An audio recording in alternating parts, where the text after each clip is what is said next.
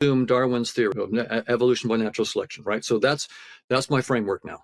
And I'm going to talk about what that theory entails. It's a brilliant theory, and inside space-time, if you want to talk about organisms and their behaviors, there is no better theory than Darwin's. So I first want to give kudos to Darwin's theory, and especially evolutionary game theoretic descriptions of it. So it's wonderful.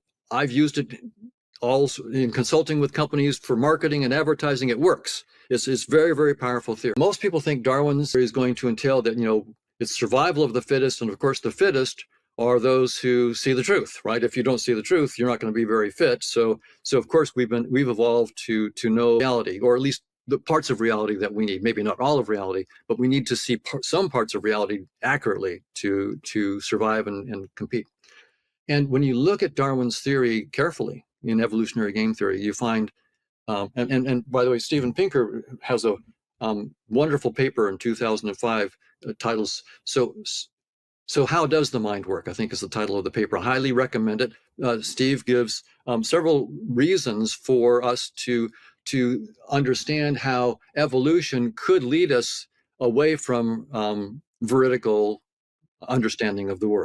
So that I recommend people to read Steve's paper on that. But I'll just say the work that I've done with my colleagues that sort of really puts the nail in the coffin here is we look at mathematics of evolutionary games, and there's something called a fitness payoff, right? So a payoff is, suppose I'm hungry, want to eat, I'm a human being. If I eat broccoli, or I eat an egg, that's very, very good. If I eat a poisonous mushroom, that's bad news. That's not. So there's what we call a fitness payoff. There's a human being with an action I want to eat, and in a context like that, I have a nasty mushroom that could kill me, or I have a piece of broccoli that would be helpful to me. I'm going to get a payoff if I choose the mushroom versus the broccoli. So and that's what fitness payoffs are. They're sort of, you pick an organism like Hoffman, an action like eating, and a context, there's a mushroom, poisonous mushroom, so forth. So you can look at these fitness payoffs, and what we showed was payoff functions do not have any information about the structure of the world. That's the key point about faith. There's nothing in evolutionary theory that requires payoff functions to code any structure of the world. For example, metric structure, or partial order structures, any kind of mathematical structures. Any payoff, when you look at evolutionary game theory, it puts no limits on the payoff function. Pick your payoff function. It doesn't say this is the class of payoff functions that are allowed in evolutionary theory. No, it just says there's some payoff function. So wait, can you say this in normal people terms? Meaning, right. Like, if I eat the broccoli, it's good for me. There's not a limit to how much broccoli I can eat, nor is there a limit to how much the broccoli can be good for me. Am I heading in the right direction? Yes, but this is a little bit subtler in the sense that it's saying that payoff functions don't necessarily have to know anything about the true nature of the world at all. What I instantly thought of was like a pigeon getting a reward in an experiment, right? Right. So, or actually, I know more about these with rats. So, if you give a rat, an opioid or cocaine, it will keep taking it. The rat will keep doing that until it dies, right? Like, it will keep doing that until it has a little rat aneurysm. The payoff itself does not know this is enough for the rat. That's enough methamphetamine for you, experimental rat. There's no larger consciousness of what this particular payoff means for that rat.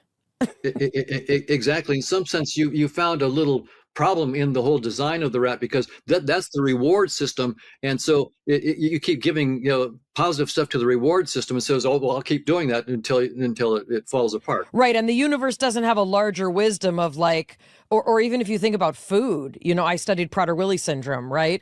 People with Prader-Willi syndrome lack a satiety mechanism, so they will keep consuming, right? And that means that whatever system we are existing in does not know, well, this person has a deletion on that chromosome, and it's not going to allow them. It's also been described that we have been programmed fundamentally to reproduce and to survive. That the nature of reality is something important to us up until this point. Perhaps there is a transition moment in either the larger consciousness system, if one believes in that, or humans at evolution, the state of that we find ourselves in, that now is somehow different, that we are looking behind the veil, looking behind the headset, trying to better understand what that means. And this would lead to your work, but also to the question of why now in human evolution is it important for us to look behind the veil and see more about the reality?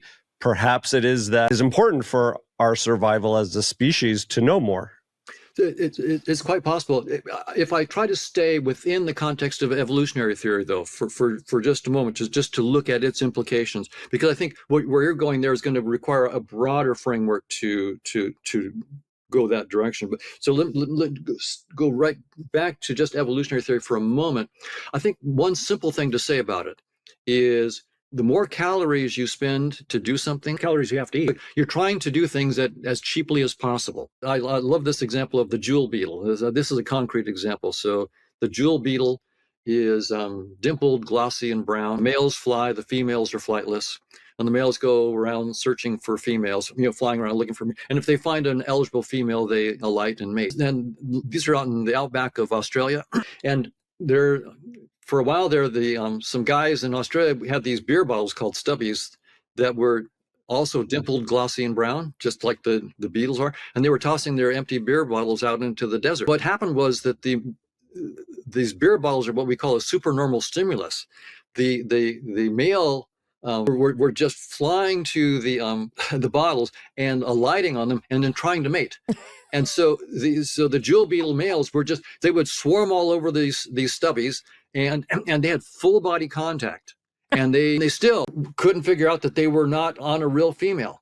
So here's the case, the males. There's so many jokes in my 14-year-old brain that are like roaming around. I will save all of them for you later, Jonathan. That's right, but here's the case. This is how much insight males have into the females, right? They're mistaking them. That's not the girl for you, says your mother. Yeah, that bottle is the girl for you. So you might go, well, wait a minute. I mean, the male beetles had successfully mated with females for millennia. All you need is to throw a beer bottle out in the desert, and the whole game could be over. So those males had no insight into what a real female was. Literally no insight. A bottle will do. And it turned out the bigger the better, apparently. So it was all sorts of jokes here. So that gives you an insight as to what evolution does. It gives what we call satisficing solutions. They're good enough to keep you alive. So instead of satisficing means they're not perfect, but they're good enough to keep you alive. And all you need to know about a female, apparently, is she dimpled?